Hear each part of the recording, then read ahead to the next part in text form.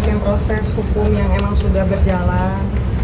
Masih bukti-bukti juga pengancaman yang berbahaya untuk janin aku, sama ada saksi-saksi yang bersedia banget untuk jadi saksi salah satu yang ada di dalam grup itu.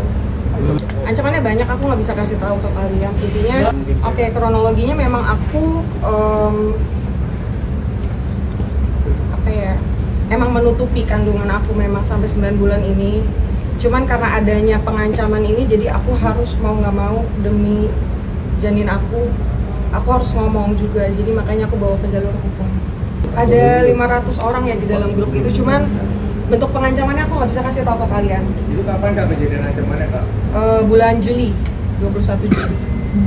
Aku melaporkannya di bulan Juli juga, cuman tanggalnya itu aku lupa. Yang jelas sebelum podcastnya Om Ded.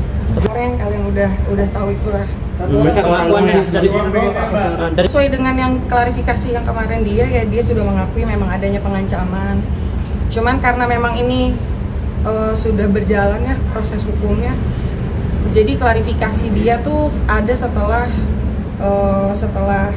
hukumnya sudah berjalan gitu. Kalau itu aku lihat nanti dulu sih, karena kan memang kan dia harus datang dulu ke sini kan. Ya aku ngikutin proses hukum aja sih. Supportnya mau kita apa Kak? Klarifikasi berapa jumlah pertanyaan tadi yang disampaikan?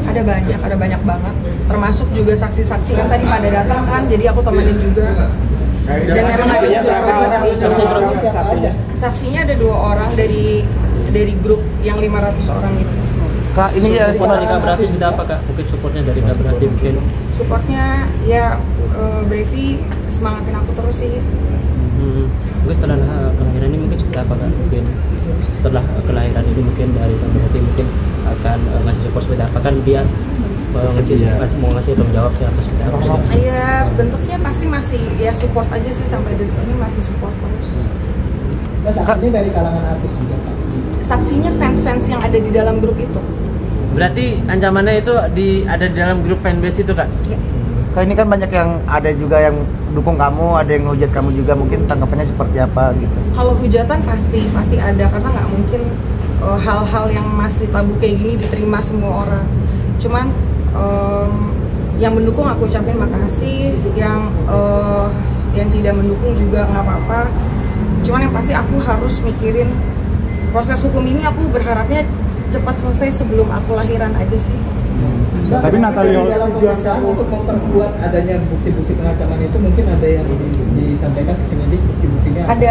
Ada foto USG aku, data-data pribadi aku yang disebar, karena kan memang ininya kehamilan aku ini kan tadinya ditutupin sama aku ya, sama dia secara sengaja disebarluaskan ke orang-orang ini, dan mengharapkan orang-orang yang ada di grup ini 500 orang ya menyerang aku, dan bentuk ancamannya, bentuk terornya juga udah aku dapetin gitu, dan semua buktinya ada. Yang dilaporkan ini satu orang atau ada kemungkinan? Satu orang. Kak, sebenarnya ini kan bentuk kamu untuk meminta perlindungan hukum juga kan, bisa dibilang perlindungan dari kamu juga, dan apakah DJ Panda akan bertanggung jawab ke depannya sih untuk berharap Aku kalau untuk pertanggungjawaban dari bentuk finansial atau yang lain-lain dinikahkan itu tidak pernah terfikirkan oleh aku, karena memang kan ini tanggung jawab aku ya, aku yang salah kok, aku dari awal udah akuin ini kesalahan aku yang harus tanggung jawab, aku nggak perlu pertanggungjawaban dia. Cuman memang aku melaporkan minta perlindungan hukum karenanya ada ancaman yang membahayakan janin aku. Kalau tidak, pasti sampai kapanpun ini tidak akan terekspos, karena selama 9 bulan aku berhasil kok nutupin ini kok.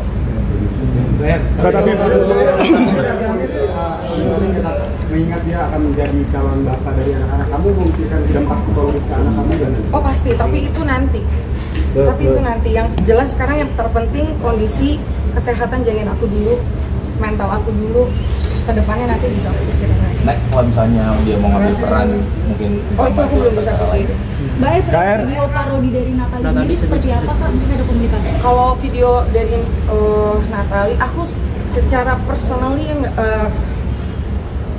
aku nggak pernah kenal ya sama Natalie ya. Maksudnya aku tidak pernah berteman dan tidak pernah ada masalah juga. Jadi kalau misalnya memang video parodi itu memang ditunjukkan kepada aku ya, kalau memang Kak Natali ada itikat baik minta maaf pasti aku maafin, karena kan ngelihat dia juga ibu punya anak ya. Dia punya anak juga, dia pernah ya dia single parent juga, jadi pasti aku maafin kalau dia minta maaf. Tapi sampai sejauh ini belum ada Belum. Sampai di kita udah ada ketemuan. Belum. Komunikasi terakhirnya gimana? Komunikasinya dia ada chat memang. Chatnya itu pengen ke rumah, tadi katanya dia ke rumah aku, cuman aku kan memang udah ke rumah sakit, tadi baru dari rumah sakit kan, jadi nggak ketemu. Mbak Eri izin menegaskan berarti terlapor dalam hal ini DJ Panda. Yes. Untuk kondisi Janin sendiri harus seperti apa Pak?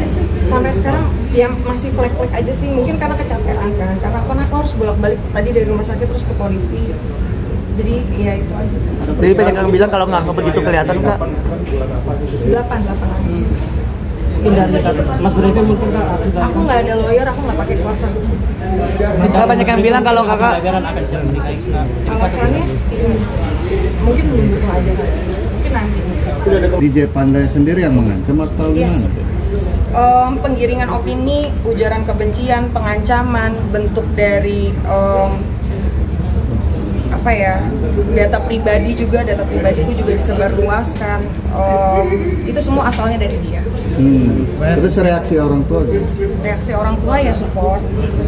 dari Tujuan kamu melakukan pelaporan ini untuk merasa takut kamu akan rela Ya, ya. Karena di dalam tujuan lain.